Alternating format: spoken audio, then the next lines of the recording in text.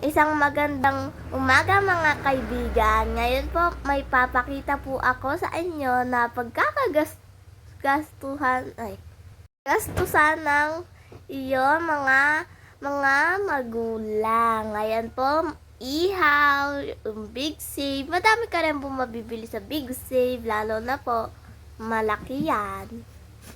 May mga Chucky, may biskuit, may gatas, ganun-ganon.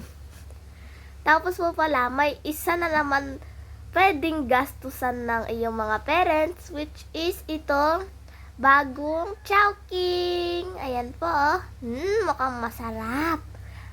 Ano po pala na matchas po ay ang Jollibee San Matchas. Ayan po, katabi niya. Magkatabi po sila. Ayan po. Ay, may taong naglalakad. Yan si Jollibee po. Ayan o. Tapos po, yung katabi po ni Jollibee ay ang Novo. Ayan po, ang dami rin mga sasakyan. Siguro po, namimili po yan ng mga cold drinks, ganon, mga salbabida, ganon, magsiswimming sila. Meron po kasing mga salbabita. Katabi po ng ng Novo ay meron pong kanto dito, which is hindi ko po mabasa. Ayan po. Kanto Square ba yan? Tapos po, yung kabila na po ng kanto ay itong gasolinahan na pangalan ay Global. Ayan po. May tubig pa po. Tapos po, meron pang malaking sasakyan. Ayan po.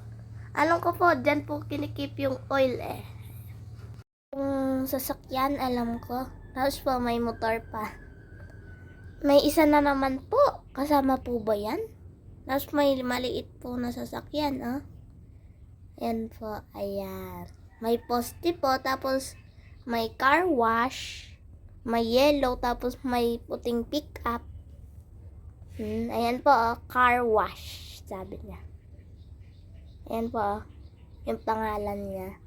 Tapos po, katabi po ng car wash ay itong Pure Gold. Ayan po, hinarangan lang po na sasakyan. Ayan po yung Pure Gold, ayan po, may receiving area. Bakit po kaya may basura doon?